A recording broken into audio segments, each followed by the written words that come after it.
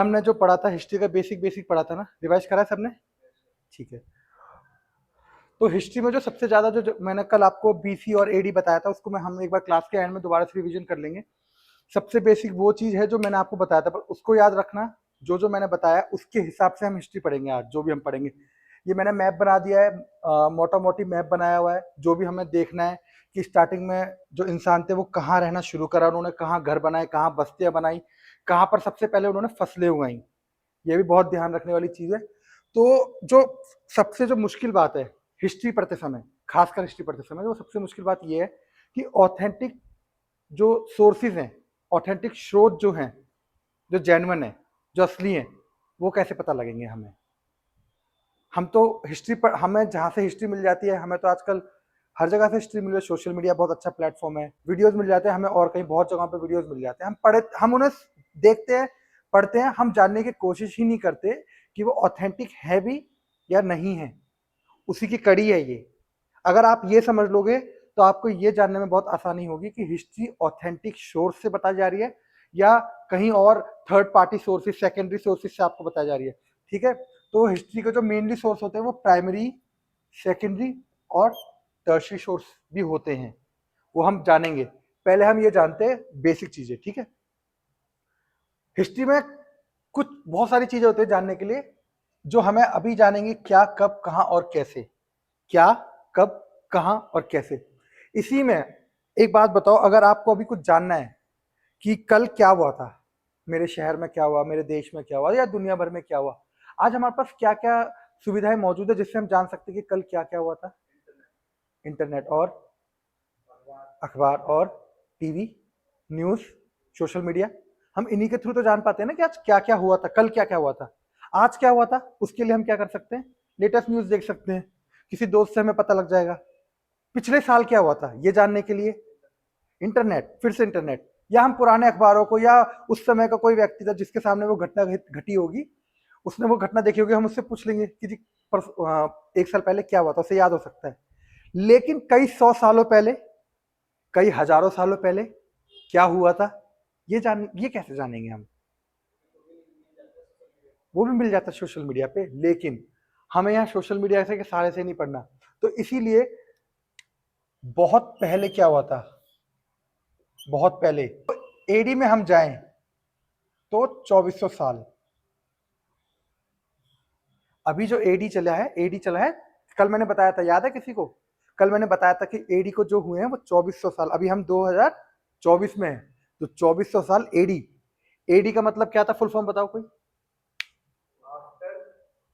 Anna domini, anno domini, in the year of lord, मैंने बताया था। एक बार क्लास के बाद में रिवाइज दोबारा करवा देंगे। तो अतीत के बारे में जब हमें जानना है तो हमें दो चीजें जाननी है, क्या और कैसे। अतीत के बारे में क्या जानना है हमें, क्या और कैसे। लोग क्या खाते थे, क्या पहनते थे, उनकी संस्कृति क्या थी, वो कैसे रहते थे, कैसे घरों में रहते थे, क्या वो शुरू से हम इसी तरीके के मकान बना के रह रहे हैं। क्या लगता है आपको, क्या हम शुरू से ऐसे मकान बना के रह रहे हैं? हम हमेशा से ऐसे मकान बना के नहीं रह रहे। अब यही जानने के लिए हमें बहुत सारे सोर्सेज उठाने पड़ेंगे, हमें बहुत सारे सोर्सेज देखने पड़ेंगे। हमें जानना पड़ेगा कि पहले लोग क्या खाते थे, क्या पहनते थे और कैसे रहते थे, उनके घर क्या थे, हमें यह भी जानना पड़ेगा। और क्या हम हमेशा से ही, एक समय आया होगा जब लोगों को पता होगा कि हमारी कोई हिस्ट्री है। हम एकाएक तो आ नहीं गए। चार्ल्स डार्विन का नाम सुना है? चार्ल्स डार्विन वो पहला व्यक्ति था जिसने बताया कि हम एकाएक प्रकट नहीं हो गए। ह्यूमन का जो एवोल्यूशन हुआ है वो एकाएक नहीं हो गया। ऐसा नहीं था कि हम एकदम आ गए। ये साइंस की बात कर रहा हूं मैं, धर्म को यहां मत जोड़ना। धर्म अलग बातें बताता है, इंसान का एवोल्यूशन कैसे हुआ। जब हम धर्म पढ़ेंगे हिस्ट्री में तब मैं वहां पे बताऊंगा। तो अभी जो मैं बता रहा हूँ ये साइंस बता रहा हूँ। जो चार्ल्स डार्विन था वो साइंटिस्ट था, वैज्ञानिक था। उसके तर्क, और बाद में प्रूफ भी हो गए उसके तर्क। ह्यूमन जब साइंस बड़ा आगे, जब हमने मशीनें बनाई, उसने उसके जो तर्क थे जो वो लिख के गया वो प्रूफ भी हो गए। उसके समय पे साइंस इतना इतना विकसित नहीं था, हमें नहीं पता लगी थी बातें। तो जो उसने बताया, उसने यही बताया, चार्ल्स डार्विन ने सबसे पहले यही बताया कि जो इंसान थे वो एक एक प्रकट नहीं हुआ है, इंसान का एवोल्यूशन हुआ है। और ये एकदम क्रमानुसार हुआ है, एक एक सीक्वेंस है, एक क्रोनोलॉजी है, जो ऐसे ऐसे ऐसे ऐसे करके इंसान पहले बंदर था, फिर उसकी स्थिति क्या हुई, फिर वो होमो इरेक्टस बना, होमो सेपियन सेपियन बाद में बना, ठीक है। तो उसी के जब हम देखेंगे जब हिस्ट्री में, तो सबसे पहले हमें जानना है वो क्या खाते थे, कौन, हमारे पूर्वज, हमारे पूर्वज। और क्या हमेशा से वो इस पूरे उपमहाद्वीप में रहते थे, हमेशा से वो भारतीय उपमहाद्वीप में हमेशा से ही रहते थे, या वो कहीं से आए थे, या फिर यहां से और जगहों पे गए, क्या प्रमाण हो सकते हैं, कैसी हो सकते हैं, हम उन सब चीजों को पढ़ रहे हैं। दूसरी चीज, हमें हिस्टोरिकल सोर्सेज से ये भी पता लगेगा कि हमारे पूर्वज शिकारी थे, पशुपालक थे, कृषक थे, शासक थे, व्यापारी थे, पुरोहित, कलाकार, संगीतकार, वैज्ञानिक, और वो कैसे खेल खेलते थे, वो कैसी कहानियां सुनते थे, नाटक किस तरीके के उस समय लिखे जाते थे, और वो कैसे कैसे गाने गाते थे। ऐसे बहुत बार हुआ जब हमारे हमारे भारत में बहुत बाहर के व्यापारी आए, बाहर से व्यापार करने लोग आए, यूनानी, ईरानी, वो लोग व्यापार करने हमारे देश में आते थे, और कुछ तो ऐसे थे जो यहीं बस गए। कुछ को उदाहरण बताओगे? ब्रिटिशर्स, हाँ, और जिनको आज एंग्लो इंडियंस बोलते हैं। और गोवा पूरा, हमारा गोवा देख लो, गोवा में उतनी मात्रा में भारतीय रहते हैं और उतनी मात्रा में बाहर के लोग भी रह रहे हैं, वो इंडियन है, प्रॉपर इंडियन है। वृंदावन, आप जाओगे आपको वृंदावन में पता लग जाएगा कि वहां पे कितने विदेशी रह रहे हैं जो कि भारतीय बन चुके हैं, उन्होंने नागरिकता प्राप्त कर ली बहुत समय से। और ये तो लेटेस्ट हिस्ट्री है, पुराने समय में बहुत जब हम पीछे जाएंगे तो हमें ये पता लगेगा कि ईरान, यूनान और मध्य एशिया से हमारे यहाँ पे व्यापार होता था, बहुत व्यापक तरीके से व्यापार होता था। बहुत सारी चीजों में हम उत्पादक थे, हम बनाते थे, हम बेचने जाते थे, बहुत सारी चीजें वो लेके आए। घोड़ा, घोड़ा कहाँ से आया? घोड़ा तो हमारे देश में नहीं था। छोले, छोले हमारे देश में नहीं थे। जलेबी, समोसा, बिरयानी, ये हमारे देश में नहीं थी। हम लोग ने ये सब चीजें अडॉप्ट करी बाहर से। तो जो हिस्ट्री होती है ये कल्चरल होती है। हिस्ट्री हमेशा आपको याद रखनी है, हिस्ट्री कल्चरल होती है। हिस्ट्री की कोई डेफिनेशन खास करके नहीं है। हिस्ट्री बस एक डेफिनेशन है कि हम पढ़ते हैं पुरानी चीजों को, अतीत में जाके पढ़ते हैं। लेकिन जब हम अतीत में देखेंगे तो हमें ये सब चीजें देखनी है, फूड, क्लोथ, हाउस, कैसे रहते थे, क्या हमारा व्यापार था। हम ये देखेंगे कि लोग कहाँ रहते थे, लोग कहाँ रहते थे। कोई बता सकता है लोग कहाँ रहते होंगे शुरुआत के दिनों में, जब इंसान उस रूप में बना होगा कि उसने चलना फिरना शुरू करा होगा। मतलब अब इंसान आखेटक नहीं है, संग्रहक नहीं है, और संग्रहक है भी तो इस तरीके का संग्रहक है कि उसे पता है कि चीजें कहाँ मिलती है, मैं वहां से बटोर के लेके आऊंगा। उसने लगभग खेती भी शुरू कर दी है, और खेती शुरू कब हुई इसके बारे में हम पढ़ेंगे, लेकिन मैं बाद में बताऊंगा। अभी हम बेसिक समझ रहे हैं हिस्ट्री क्या है, क्यों है, कैसे समझना चाहिए। तो इंसान बहुत लाखों साल पहले, जो सबसे पहले इंसान रहना शुरू करा, जिसने बहुत लाखों साल पहले इंसान जहां पर रहता था वो था नर्मदा नदी। दिख रहा है आपको ये वाला? सबसे पहले बहुत लाखों साल पहले हमें मिले हैं वो यहाँ नर्मदा नदी, विंध्य, जो विंध्य पहाड़ियां हैं इस वाले एरिया में, मध्य भारत में, ये वाला जो एरिया है यहाँ पर भी हमें जो इंसान है, और जो यहाँ पर जो इंसान रहता था इसकी खासियत ये थी कि ये कुशल संग्राहक थे, बहुत ही फाइन संग्राहक थे, कलेक्टर थे। फूड को जमा करना पता था इनको। और नदी के तट नदी के किनारे रहने का फायदा सबसे ज्यादा जो होता है वो बताओ क्या होता है? नदी के किनारे रहने का फायदा ये होता है कि नदी में हमें ताजी ताजी क्या मिल सकती है? मछलियां। उस समय ये वेज नॉन वेज वाला कॉन्सेप्ट नहीं था, क्योंकि उस समय इंसान को सिर्फ जिंदा रहना था। और जब इंसान की जिंदा रहने की रेस होती है तो फिर वो ये नहीं देखता कि ये नॉन वेज है, ये वेज है, ये मैं खा सकता हूँ, मैं नहीं खा सकता। जब इंसान को जिंदा रहना है तो वो सब कुछ खाएगा जो उसे बस जहरीला ना हो। और वो पता लग जाता है, 20 लोग हैं, एक ने खाया, एक मर गया, 19 को पता लग गया कि ये जहरीला है, इसको मत खाना। ऐसे धीरे धीरे हमारे पूर्वजों को पता लगा होगा।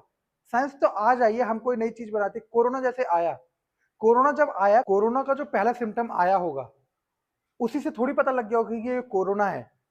10, 50, 100 लोगों को हुआ होगा, उनमें सेम सिम्टम्स आए होंगे, उसको एक नाम दिया होगा कोरोना।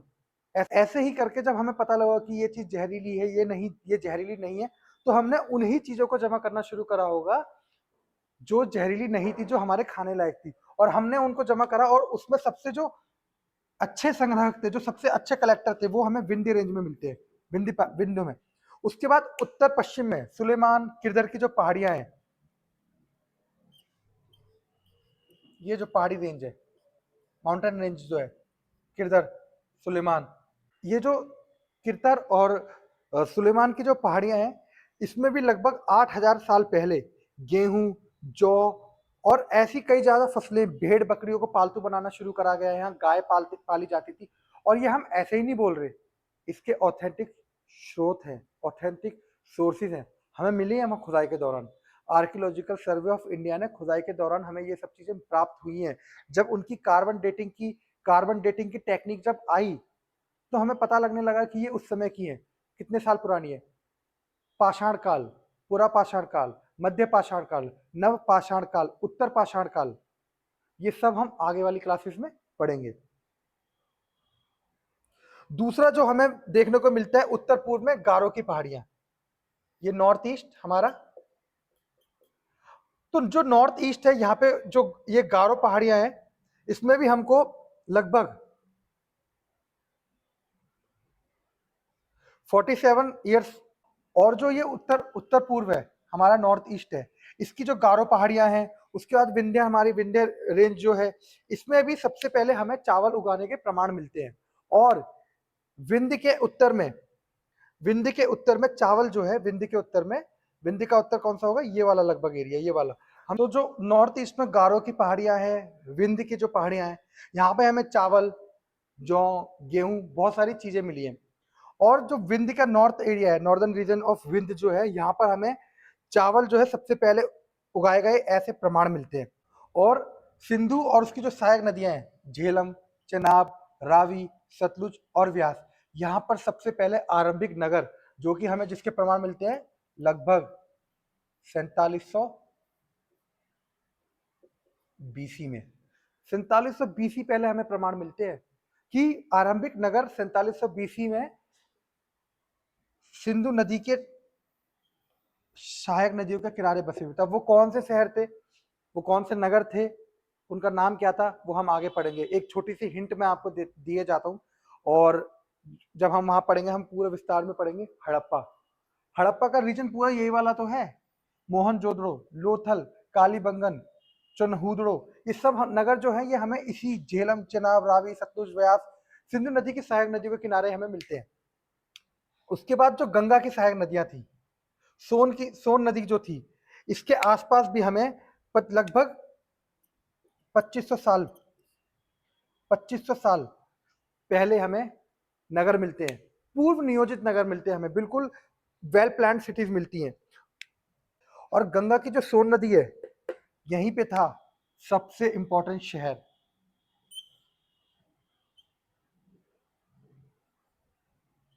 मगध। बहुत ताकतवर शहर, इसके शासक बेहद शक्तिशाली। उन्होंने क्या क्या किया, उनकी उनकी योग्यताएं क्या थी, उन्होंने किस धर्म को बहुत ज्यादा माना, उसको विस्तार किया, वो भी हम आगे पढ़ेंगे। ये आज का बिहार है, मगध, आज का बिहार। अब मैंने आपको जैसे बताया, अभी जो हमारे जो लोग थे, वो यात्रा करते थे, जो मैंने आपको बताया व्यापार करने आते थे, मसाले खरीदने आते थे, अपने जानवर जो उनके वहां पे प्रसिद्ध थे, वो जानवर यहाँ लेके आए। घोड़े अफगान लेके आए। अफगान में घोड़ा बहुत पाया जाता था। लंबी लंबी दूरियों में लोग दौड़ नहीं सकते थे, छांव वाले पेड़ वहां है नहीं, तो कैसे करेगा आदमी, सफर कैसे करेगा? घोड़ों से। वहां पे घोड़े इवॉल्व हुए, वो घोड़े हमारे भारत में आए। ऐसे ही बहुत सारे यात्री आए, जिनकी यात्रा वृत्तांत, मतलब उन्होंने जो यात्राएं करी, ट्रेवल करा, उन्होंने अपनी ट्रेवलिंग को बुक्स में लिखा। यही तो है ऑथेंटिक सोर्स, यही है ऑथेंटिक सोर्स। और जब उन्होंने अपनी यात्रा का वृत्तांत लिखा, उन्होंने अपनी यात्रा में बताया कि हम भारत से क्या लेके जाते थे, हम क्या भारत में बेचने आते थे, हम व्यापारी थे या हम शासक थे, या हम संगीतकार थे, या हम कलाकार थे, वैज्ञानिक थे। उन्होंने प्रॉपर लिख दिया इन किताबों में। और कभी कभी ऐसा होता था कि बड़े बड़े हिमालय हैं, बड़े बड़े पहाड़ हैं, रेगिस्तान है, नदियां हैं, और बहुत जोखिम उठा के वो लोग आते थे, जहाजों से आते थे। कभी कभी पूरा पूरा उनका कॉन्वॉय आता था, काफिला आता था, पूरा व्यापारी के काफिले आ रहे हैं, कई हजारों व्यापारी आ रहे हैं, कई 100 व्यापारी एक साथ आ रहे हैं। जब वो आते थे, उसमें से आधे रह जाते थे, वो इसी कल्चर में। मैंने क्लास की स्टार्टिंग में बताया था कि कई व्यापारी जो थे, वो यहीं आकर बस गए। कई नाविक जो थे, कई वैज्ञानिक जो थे, वो यहीं आकर बस गए और उन्होंने धीरे धीरे अपना कल्चर, जो अपने देश में वो लोग कल्चर को कर रहे थे, उस कल्चर को उन्होंने यहाँ पर भी बनाए रखा। जैसे कि अभी हाल फिलहाल की एक न्यूज है, मैं शायद नाम भूल रहा हूँ उस जगह का, शायद से ऑस्ट्रेलिया है, अगर गलत होगा आप लोग एक बार न्यूज में जाके चेक कर लेना, शायद से ऑस्ट्रेलिया है। अभी ऑस्ट्रेलियन गवर्नमेंट जो है वो ये प्लानिंग कर रही है कि जो बिहार का जो सबसे बड़ा पर्व होता है छठ, वो एक रिलीजियस पर्व है और बहुत कल्चरल है, बहुत कल्चरल है। तो ऑस्ट्रेलिया में इतने बिहारी बस चुके हैं, बिहार के हमारे लोग इतने बस चुके हैं कि उनको छठ मैनेजमेंट पूरा उन्होंने डिपार्टमेंट बनाया, और वो छठ को मैनेज कैसे करें, उस पर्टिकुलर महीने में जब छठ मनाया जाता है, तो उस पर्टिकुलर समय पर जब छठ मनाया जाता है, वो उस मैनेजमेंट को, अपने डिपार्टमेंट को समझा रहे हैं कि हमें मैनेज करना पड़ेगा, क्योंकि वहां पर हमारे बिहार के लोग वहां जॉब करते हैं, वहां पर उनको टैक्स पे करते हैं, तो उनकी ड्यूटी बनती है कि वो गवर्नमेंट, विदेशी गवर्नमेंट, और सिर्फ ऑस्ट्रेलिया ही नहीं, बहुत सारे देश हमारे ऐसे हैं जहाँ पे हमारे लोग नौकरियां करते हैं, वहां टैक्स भरते हैं, और वो अपना कल्चर यहाँ वहां लेकर गए हैं, और अपना कल्चर कोई भी निभाने में कसर नहीं छोड़ता है। वो भले ही यूरोपियन हो जो हमारे देश में रहे, हमारे देश में बस गए, या फिर वो क्रिश्चियनाइजेशन, क्रिश्चियंस कहां से आए? क्या हमारे देश में बहुत पहले से ही क्रिश्चियंस थे क्या? नहीं, एक समय था जब क्रिश्चियंस, हाँ ये बात जरूर सही है कि जो ईसाई धर्म था वो बहुत पहले यहाँ पर प्रचार और प्रसार हो रहा था, लेकिन जिस तरीके से क्रिश्चियन रिलीजन को ब्रिटिशर्स ने, पुर्तगालियों ने, फ्रांसीसियों ने प्रचार किया, उस तरीके से कोई कर नहीं पाया। और इसका रीजन क्या था कि वो अपने साथ उस कल्चर को लेके आए थे, और कल्चर जब मिक्स होता है तो हमारा खाना और पीना भी बदलता है, हमारा पहनना ओढ़ना भी बदलता है। जैसे हम जो पैंट पहनते हैं, आपको क्या लगता है ये हम पैंट हमेशा से पहनते थे? क्या पहनते थे? हमारा क्या है, हमारा ट्रेडिशनल जो ड्रेस है वो क्या है?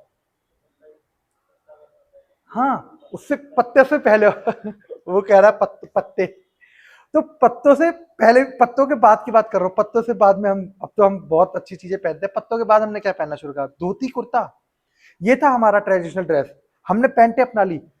भारत एक गर्म देश है, यहाँ पर कुछ थोड़े समय के लिए ठंड आती है, लेकिन जिस कल्चर का हमने पैंट और शर्ट, जिस कल्चर से हमने अपना ली, हम टेरिकोट की शर्ट्स भी पहन लेते हैं, हम मोटे मोटे कोट हम लोग धूप में पहन के आजकल घूमते हैं, हमारे वकील जो पहनते हैं वो उनका ड्रेस कोड बन चुका है कोट, जबकि कोट हमारे भारत में कभी नहीं पहना जाता था।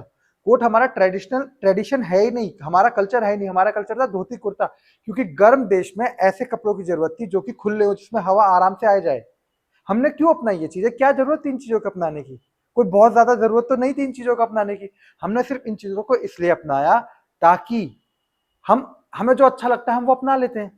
ये एक कल्चर था जो हमने अपना लिया, अब हमें इसमें लगता ही नहीं है, अब तो मेरे को लगता नहीं है कोई दिन भर में करोड़ों लोग पैंट पहनते हैं, पैंट पहनते समय भी कोई सोचता होगा कि यार ये हमारा कल्चर नहीं है, और कोई भी ये नहीं सोचता कि ये हमारा कल्चर है ही नहीं, पैंट हमारा कल्चर है ही नहीं, जूते हमारा कल्चर नहीं है। हमारा कल्चर तो लकड़ी के खड़ाऊ पहनना और सादी चप्पल पहनना था, क्योंकि हम तो आयुर्वेद पे विश्वास करने वाले लोग हैं, आयुर्वेदा को मानने वाले लोग हैं, और हम इस बात को मानते हैं कि पैरों को खुले में रखना चाहिए। हमने जूते क्यों पहनना शुरू करा? ये है ग्लोबलाइजेशन, वैश्वीकरण की निशानी, और ये हमें अपनाना पड़ेगा। अगर आज कोई आपको बोलता है कि तुमने ये क्यों पहना, तुमने वो क्यों पहना, ये देन है कल्चर की, ट्रेडिशन की, संस्कृतिकरण की।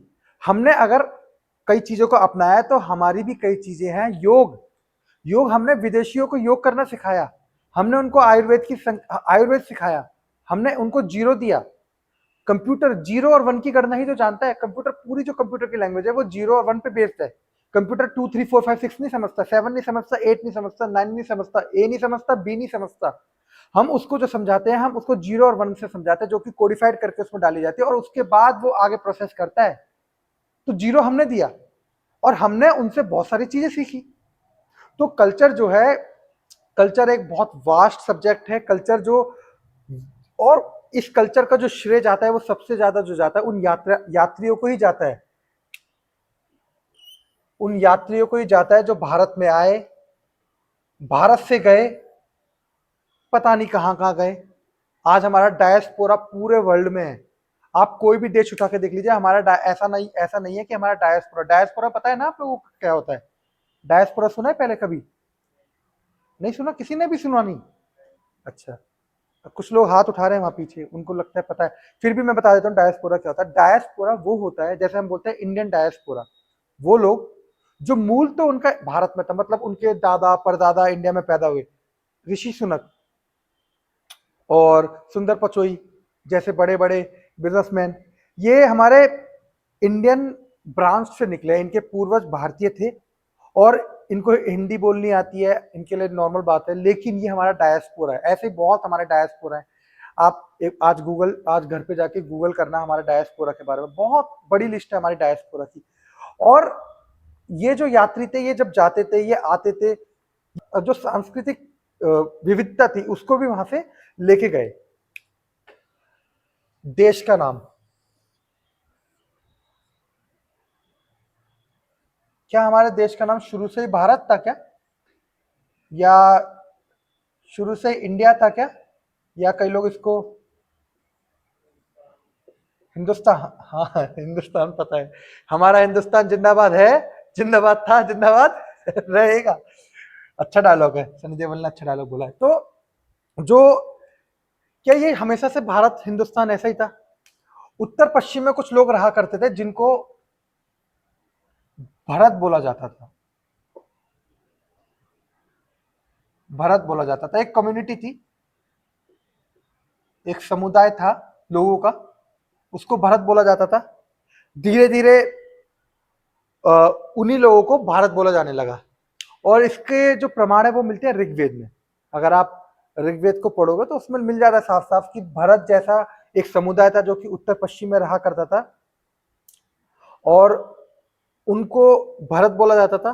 और बाद में धीरे धीरे प्रचलन में जो शब्द है वो भारत निकला। और भारत बहुत समय से यूज हो रहा है, जो भारत शब्द है ये बहुत समय से यूज हो रहा है। इंडिया, और जो इंडिया शब्द है ये, इसका जो ओरिजिन है सिंधु और इंडस से है। संस्कृत में पता है आपको सिंधु, सिंधु सभ्यता जो मैंने अभी थोड़ी देर पहले बताया था, हड़प्पा सभ्यता। तो जो सिंधु शब्द है वो संस्कृत का शब्द है और इंडस जो है, इंडस शब्द है, इंडस से बाद में बन के इंडस जो शब्द है वो ही बाद में चल के बना इंडिया। इसका जो बेसिक कॉन्सेप्ट है वो ये कहता है कि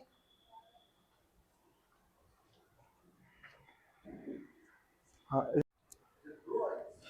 ये हैं हिस्ट्री के वो सोर्सेस जिनसे हम ये समझ सकते हैं कि हिस्ट्री ऑथेंटिक है या नहीं।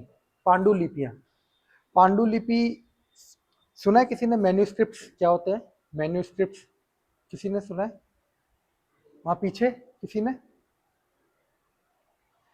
मैन्यूस्क्रिप्ट्स पांडुलिपि जो होती हैं वो और पांडुलिपियां मतलब एक तरीके से आज की बुक्स समझ लो, लेकिन कागजों पे नहीं, पेड़ों की छालों पर, पत्तों पर, और खासकर जो ताड़ पत्रों पर। और हिमालय, जो हिमालय वाला रेंज है, हिमालय की जो क्षेत्र है, वहां पर एक पेड़ उगता है, उसे बोलते हैं भुर्ज। भुर्ज जो पेड़ है उससे तैयार होता है भोजपत्र। और इन्हीं भोजपत्र से पत्र पर लिखी जाती थी पांडुलिपियां। और ताड़पत्रों पर भी लिखी जाती थी पांडुलिपियां। पेड़ की छाल से तैयार किया जाता है ये भोजपत्र जो है, पेड़ की छाल से। और क्योंकि ये बहुत सालों पुराने हैं, कई हजारों साल पुराने हैं, कई 100 साल पुराने हैं, कीड़े खा गए इनको सब। जो हमें मिल पाई खुदाई के दौरान मिल पाई, कई मंदिरों में मिली हैं, कई विहारों में मिली हैं, और जो भी हमें मिल पाई हैं हमने उन्हीं से पढ़कर उनकी हमने भाषा, कई ब्रह्मी लिपि में है, खरोष्टी में भी है, संस्कृत भाषा में भी है, और पाली में भी कई हमें मिले हैं, तमिल भाषा में भी मिले हैं। जो लेटेस्ट भाषा है उनमें भी कई पांडुलिपि मिली है। मतलब 100, 150, 200, 300 साल पुरानी भी है, हजारों साल पुरानी भी हमें पांडुलिपियां मिली हैं। 100, 150, 200 साल पुरानी पांडुलिपियां भी मिली है, और कई 100 सालों पुरानी भी पांडुलिपियां हमें मिली, 400, 500, हजारों सालों पुरानी पांडुलिपियां भी हमको मिली हैं। और उन्हीं पांडुलिपियों में पढ़ पढ़कर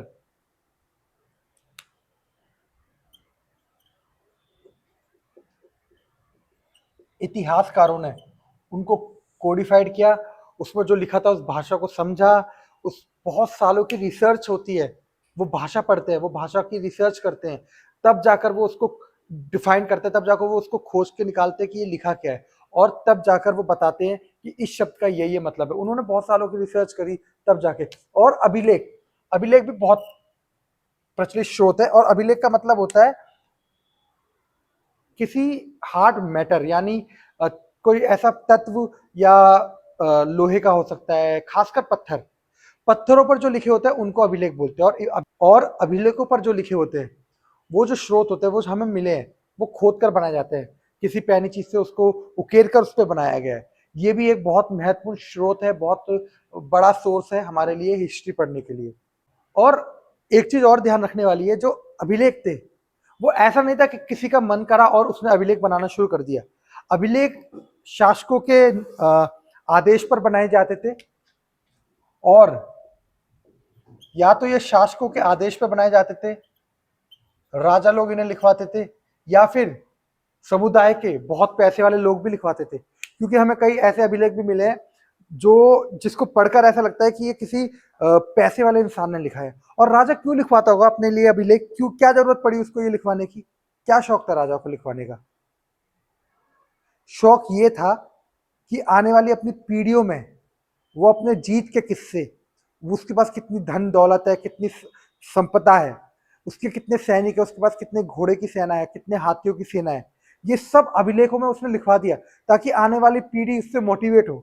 हम लोग मोटिवेशनल वीडियोस देखते हैं, वो वाली मोटिवेशन नहीं, ताकि वो और ज्यादा अपने आप को आक्रामक बनाकर और दूसरे देशों पर भी हमला करें।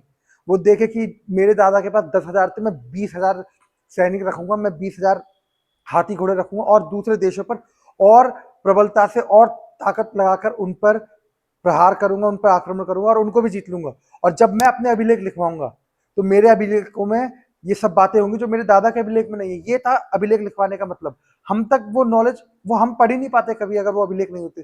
कुछ तो सोचकर उन्होंने अभिलेख लिखवाए होंगे। और अभिलेख इसलिए भी लिखवाए जाते थे,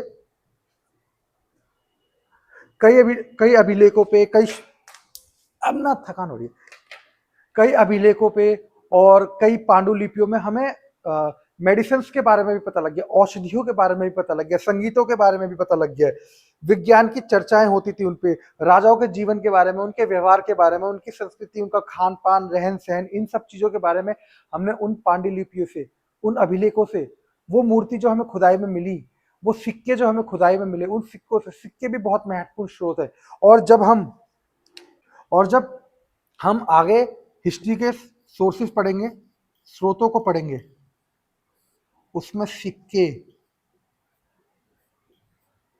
वेरी वेरी इंपॉर्टेंट रोल अदा करेंगे। सिक्के, हमें ऐसे ऐसे सिक्के मिले जिस पर राजा का नाम लिखा होता था, राजा की आज्ञा लिखी होती कि राजा क्या करवाना चाहता है, राजा के नियम कि वो किस तरीके के नियम।